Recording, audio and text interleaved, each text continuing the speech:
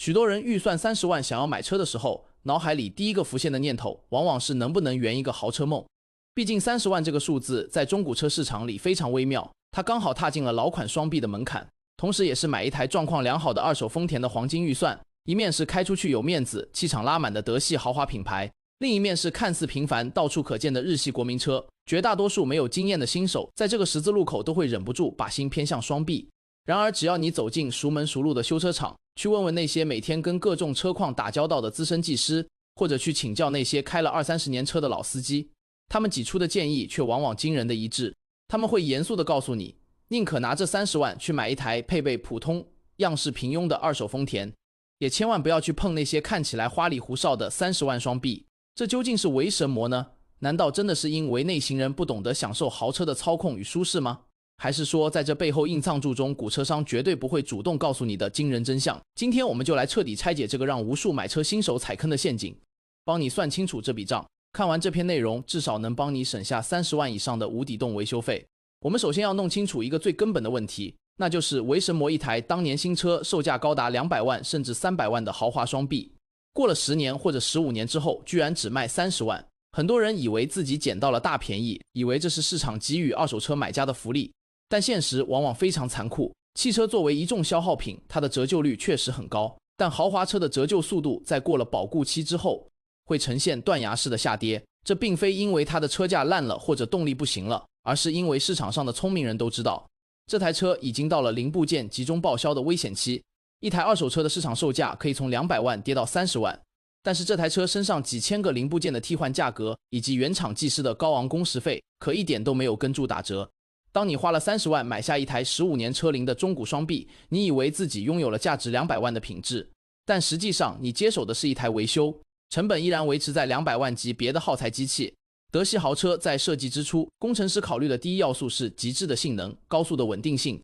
豪华的配备以及极佳的操控感。为了达到这些目标，他们使用了大量的复杂电子元件、高压橡胶管线、环保材质以及紧凑的引擎室布局。这些设计在车龄前5年确实能带来无与伦比的驾驶体验，但是随着时间推移，台湾高温多湿的天气会迅速加速橡胶和塑胶件的老化。到了10年以上，引擎室内部的各种垫片、密封圈、水管开始全面硬化，漏油漏水，各种复杂的电子模组也开始接二连三的报警。这时候你就会发现，去一次保养厂随便换一个空气流量计、一个避震器或者一组油封，报价单拉出来都是几万块起跳。如果运气不好遇到变速箱或者气压避震器损坏，单次维修费用分分钟突破6万甚至10万。更要命的是，德系车的故障往往具有连带效应，一个感应器坏了可能导致整台车发动不住，或者引发一连串的故障灯亮起。很多预算只有30万的买家口袋里根本没有预留后续的维修基金。当他们发现开这台车出去确实很有面子，但每个月进厂维修的费用比车贷还要高，甚至修一次车就要花掉自己2个月薪水的时候，那重痛苦是无法用言语形容的。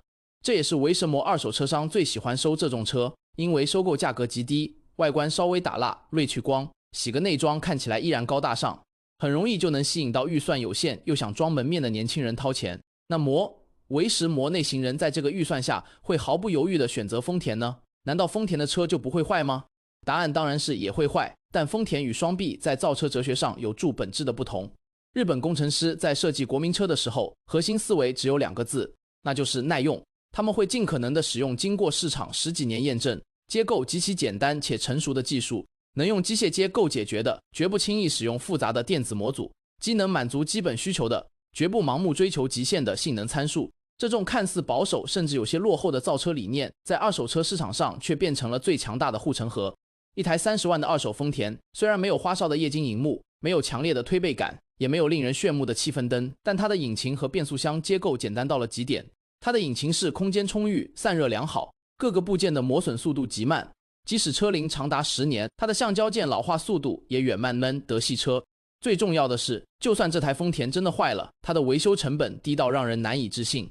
因为丰田在全球的保有量巨大，市场上的副厂件、拆车件、原厂件供应极其充足，任何一家路边的小型修车厂，技师闭住眼睛都能把丰田的引擎拆装一遍。我们来算一笔非常实际的经济账，假设你同样掏出30万，买了一台15年车龄的双 B 和一台10年车龄的丰田，在接下来的3到5年时间里，丰田除了正常的定期换机油、换刹车皮、换轮胎这些常规耗材之外，出现大故障的几率极低。哪怕运气不好坏了冷气压缩机或者发电机，换一个新的可能也就几千块到1万块出头就能搞定。这5年下来，你的额外维修支出大概率可以控制在3万到5万块以内。反观那台30万的双 B， 第1年你可能就要面临底盘三脚架橡胶老化导致的异音，换掉整套底盘耗材就要花上4、5万。第2年引擎上盖垫片渗油，冷却水箱龟裂，进厂又是2、3万。第3年电子模组偶发性故障，变速箱换挡顿挫，随便检查维修又是5万起跳。如果再遇到气压避震器漏气或者引擎吃机油需要大修，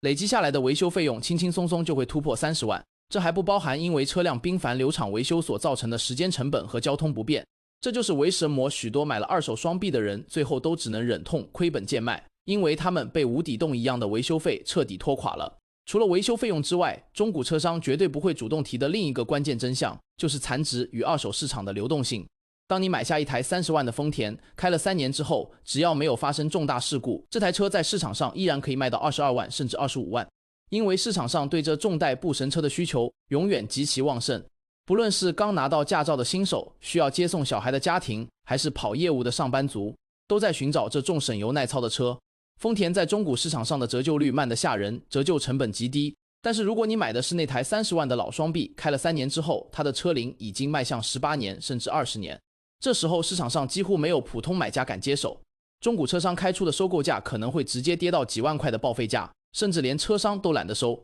因为他们也害怕收回来卡在店里卖不掉，还要承担修车的风险。也就是说，买双 B 不仅让你付出了高昂的维修费，还让你在车辆本身的折旧上亏得一塌糊涂。这一来一回之间，选丰田和选双 B 的人5年后的财产差距何止30万。对于不懂车的普通人来说，汽车本质上只是一个帮我们从甲地安全、舒适、稳定移动到乙地的交通工具。内行人之所以被称为内行人，是因为他们早已看透了车辆作为资产的属性。他们深知车子只要发动，每1公里都在产生折旧和消耗。内行人买车买的是省心，是每天早上按下发动钮时车子百发百中运转的确定感，而外行人买车往往买的是心理上的满足感与别人的眼光。2手车商之所以喜欢推销老豪华车，是因为这些车的利润空间大，卖点明确，只要拿气派的外观和便宜的价格做维尔，很容易就能让冲动的买家买单。而丰田这种车因为价格透明，车况稳定，车商能赚取的利差反而非常有限。看完这些真实的对比与数据分析，相信你已经明白了为什么内行人都毫不犹豫地选择丰田。